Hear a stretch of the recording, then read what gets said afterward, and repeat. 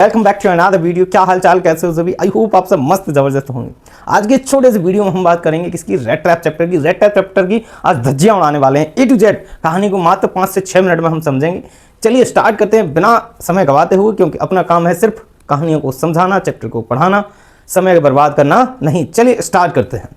तो कहानी स्टार्ट होती है एक चूहेदानी वाले व्यक्ति से। एक व्यक्ति है जो चूहेदानियां बेचा करता है, रेड ट्रैप्स बेचा करता है, और रेड ट्रैप ये स्वयं बनाता है अपने ऑड डेज में, यानी कि विपत्ति के दिनों में ये चूहेदानियां बनाता है, अन्यथा हल्की फुल्की चोरी करके अपनी गुजर बसर करता है। एक शाम इसके माइंड में एक विचार क्लिक करता है कि ये संसार और कुछ नहीं, बड़ी सी क्या है, चूहेदानी है, जिसमें हम सबको चारे के रूप में ये घर, मकान, कपड़े, धन दौलत इत्यादि सब कुछ मिलता है। और इस चारे के चक्कर में हम सब इस बड़ी सी चूहेदानी में क्या कर जाते हैं, फंस जाते हैं। तो आप इमेजिन कर सकते हो कि इस चूहेदानी वाले व्यक्ति की कल्पना और सोच कितने एक्सट्रीम लेवल पर थी। और शाम को अंधेरा होने वाला होता है और लगभग सर्दियों का समय था। तो ये विचार करता है कि अब मुझे कहाँ रुकना चाहिए। तो ये दूर सड़क के किनारे एक मकान दिखता है, जहाँ पर दरवाज़ा खटखटाता है और बोलता है, क्या मैं आज रात यहाँ पर स्टे कर सकता हूँ?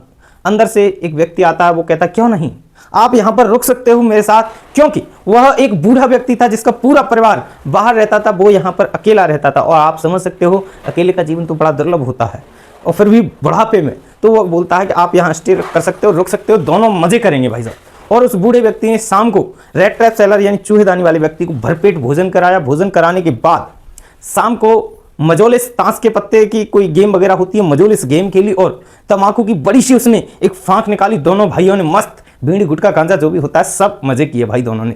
हाँ जी, नशेड़ी टाइप के थे ना, इसीलिए ऐसा बोलना नहीं चाहिए, बट फॉर फन, यानी कि दोनों ने मजे किए फुल। एंजॉय करने के बाद क्या होता है भाई साहब, बूढ़ा व्यक्ति यानी क्राफ्टर किसान था एक, जो कि आयरन एक मिल था, उसके मालिक की खेती किया करता था अपनी उम्र के समय। अब तो बुढ़ापा है तो अब कर नहीं सकता, पॉसिबल नहीं है। तो वह किसान कहता है उस चूहेदानी वाली व्यक्ति की, देख भैया, अब मैं कुछ नहीं करता, एक मेरे पास गाय है और उस गाय के सहारे मैं अपना जीवन यापन मस्त करता हूँ। इसी गाय से मुझे हर महीने कुछ ना कुछ धन मिल जाता है। पिछले महीने ही मैंने 30 करोड़ इसी गाय के दूध से प्राप्त किए थे। अच्छा, इस बात पर जो चूहेदानी वाला व्यक्ति वो मुंडी हिलाकर इशारा करता है, होगा भाई, इससे क्या दिक्कत है। तो क्राफ्टर समझता है कि ये विश्वास नहीं कर रहा है ना। तो क्राफ्टर खड़ा होता है, खड़े होने के बाद अपनी जंगले के पास जाता है। जंगला तो समझते होंगे ना, जो दीवार के बीच बीच में खाली जगह होती है ना, खिड़की टाइप की। तो निकालता है, वहां से एक कील लगी है, कील पर एक थैला टंगा हुआ है, लेदर पाउच से मुड़े हुए 10-10 के 3 करोड़ के नोट निकालता है और उस रेड ट्रैप सेलर के आगे यूं करके लाता है, देख भाई है कि नहीं, अब तो होगा तुझे मेरा विश्वास। तब रेड ट्रैप सेलर ने कहा, जी महाराज, विश्वास हो गया। शाम को दोनों भाइयों ने मजे किया और फुल एंजॉय किया, आराम से सो गए। जल्दी सुबह उठे, क्राफ्टर ने चूहेदानी वाले व्यक्ति से कहा, देख भैया, अब मुझे गाय को सानी लगानी है, दूध धोना है, हम जा रहे हैं, तुम यहाँ पर स्टे करो। चूहेदानी वाले व्यक्ति ने बहुत ही विनम्रता के साथ कहा, देखिए मालिक साहब जा रहे हैं, मेरा यहाँ रुकना उचित नहीं है। इसीलिए वो भी उसके साथ निकल लिया। और निकलने के बाद दोनों भाई पहुंचे अपने अपने रास्ते। लेकिन कुछ ही समय में जो चूहेदानी वाला व्यक्ति था वो वापस आया घर की ओर, और अब की बार दरवाजे के जस्ट सामने खड़ा नहीं हुआ, बल्कि खिड़की के पास गया, हाथ डाला, हाथ डालकर थैले में से 30 करोड़ निकाल लिए। और निकालने के बाद उसने जो रोड थी वो रास्ता नहीं चुना, बल्कि जंगल का रास्ता चुना। बिकॉज जंगल का रास्ता रोड की तुलना में सेफ रास्ता माना जाता है, क्योंकि आसानी से कोई वहां पर उसे पकड़ नहीं सकता।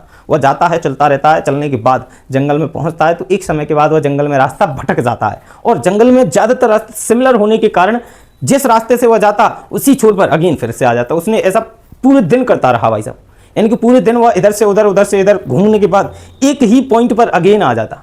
और लास्ट में वह नीचे गिरने ही वाला था कि उसके माइंड में विचार आया कि आज मैं भाई साहब इस संसार की चूहेदानी में फंस गया। ना ये मैं 30 करोड़ चुराता और ना ये आज मैं ये स्थिति में होता, यानी आज तो मैं 100% फंस गया भाई साहब। और इसके बाद उसने तुरंत ही एक आवाज़ सुनी कानों में। आवाज़ लोहे के मील से थी, यानी आयरन मील से थी। और वह आयरन मील की आवाज़ सुनकर उसका पीछा करने लगा। पीछा करते करते वो आयरन मिल में पहुंच गया, और वहां पर एक प्रमुख कर्मचारी था, यानी कि जो आयरन का कार्य करता था, लोहे पिघलाने का इत्यादि काम किया करता था। उससे जाकर पूछता है कि भैया, आज रात मैं यहाँ रुक सकता हूँ? उसने कहा, रुक ले, मेरा क्या जाता है, मालिक का है सब, मेरा कुछ नहीं है बाबूलाल। तो वहां पर भट्टी के पास, क्योंकि सर्दी का टाइम था, आराम से मस्त कच्चे लोहे को सिर के नीचे रखा और आराम से चित्त भाई राजा बाबू की तरह फुल नींद में मस्त सो जाता है। लेकिन डेली आयरन मिल का मालिक आता था, रात के 11-12 बजे घूमने आता था, यानी देखने आता था क्या चल रहा है आयरन मिल में।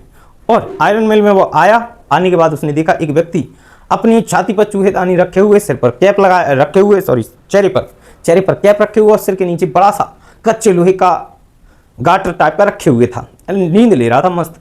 तो अब मालिक आता है और मालिक आने के बाद उससे बोलता है हाय फ्रेंड कैसे हो, ऐसी स्थिति में आ गए तुम। अच्छा, उसने बिना देखे जानकारी किए ऐसे बोल दिया, क्योंकि आयरन मिल के मालिक को लगा कहीं ना कहीं ये मेरा ओल्ड फ्रेंड है, यानी पुराना मित्र है।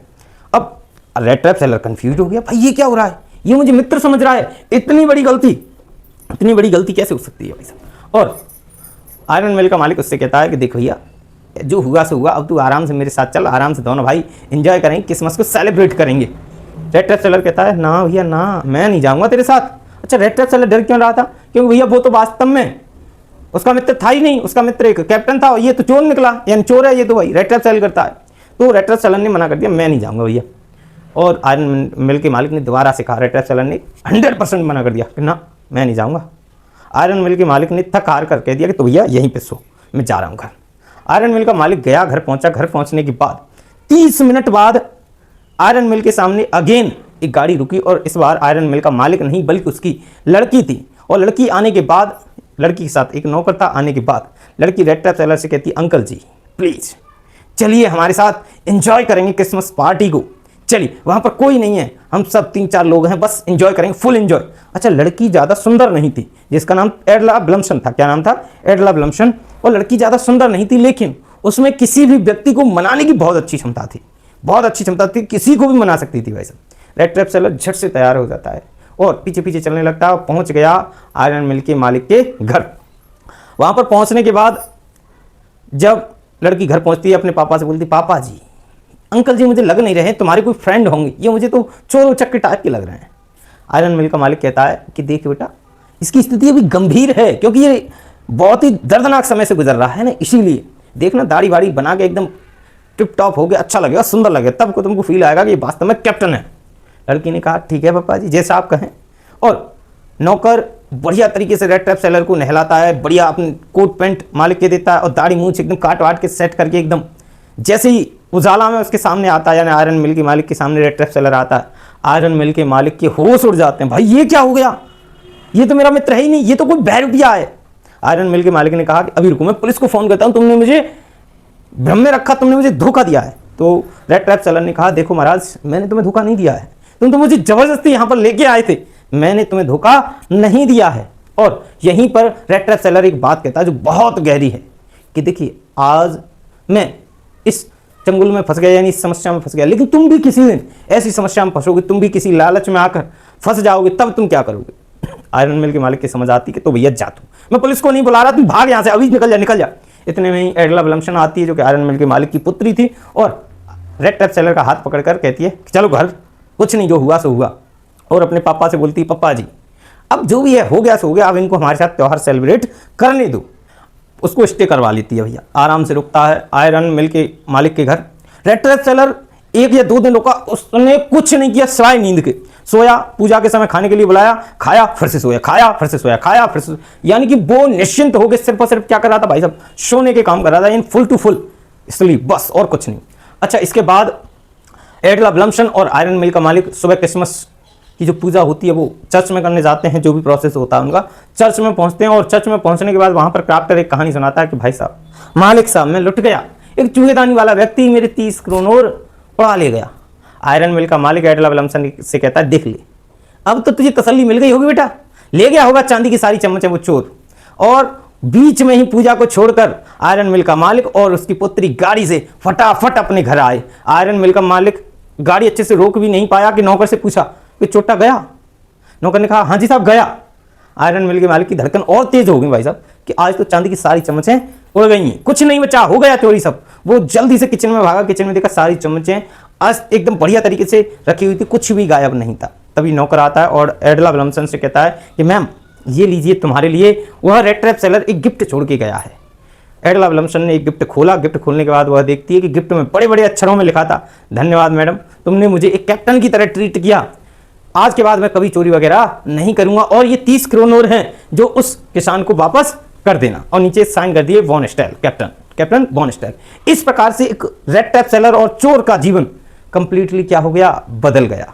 ये थी कहानी क्लास 12th की रेड ट्रैप चैप्टर की, जो कि हमने बहुत ही कम समय में आसान भाषा में समझाने का प्रयास किया है। कैसी लगी कहानी कमेंट बॉक्स में जरूर बताएं। अभी के लिए इतना ही, मिलते हैं नेक्स्ट वीडियो में। Thank you, bye bye.